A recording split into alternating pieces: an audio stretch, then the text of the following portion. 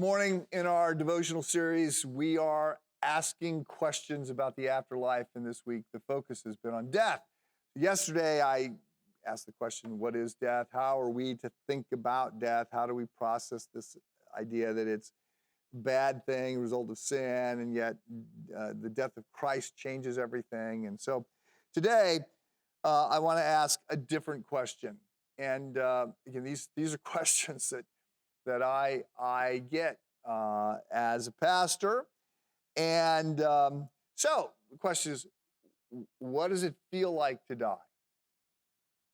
So let me just be honest here and say, first of all, I haven't died, so I don't know. I thought at one point, as I was getting loaded on an ambulance 10 years ago because of the stroke, I was both, again, I had a spontaneous cerebral arterial dissection. I had a brain issues, and so I was not thinking very clearly. I both thought I was completely okay, and I thought I was dying at the same time. So I did do some reflection on that, and we'll share a little bit about that later on. But I don't know what it's like to die, and I think much depends on the circumstances, which we obviously don't know very much ahead of time what those might be like for us. But it also depends upon our preparation. And so I want to say that, look, I've sat with people who have been terrified to die, and I've sat with other people who were actually hoping that they were soon to die. They were ready. They had said goodbyes. They were ready to go. They were looking forward to being with Jesus. So I think one of the things that actually can help is to spend some time with someone who's dying. And some of this is coming back. I really want to say I'm a big fan of the hospice movement. I think it's been very good to allow people to come back home and to be with people that they love, for them to be there, for people to see this. There was a good 15 or 20 years where death was really sort of sanitized, and it was only happening in the presence of professionals and hospitals, and lots of people were never around somebody that died. You go back 100 years ago, and you know everybody had been around somebody that died, a grandparent that you were caring for, or somebody else.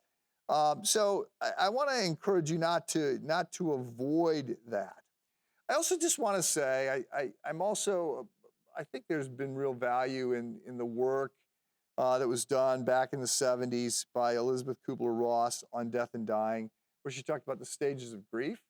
I was speaking with a friend this morning whose sister is moving into hospice right now.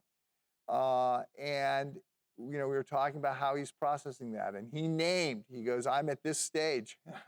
He's at the anger stage. I'm, the stages are denial, anger, bargaining, depression, and acceptance.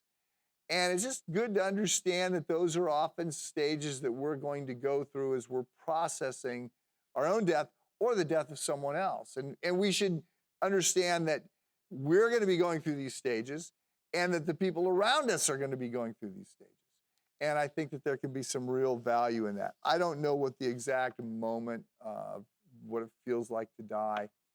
But again, I want to say, we can be preparing for this, right? And part of this whole series is to say, we need to live today in light of eternity, and we need to set our mind on things above and meditate on things above, where Christ is seated at the right hand of God the Father, because that will be helping us, preparing us for the inevitable end of our earthly life.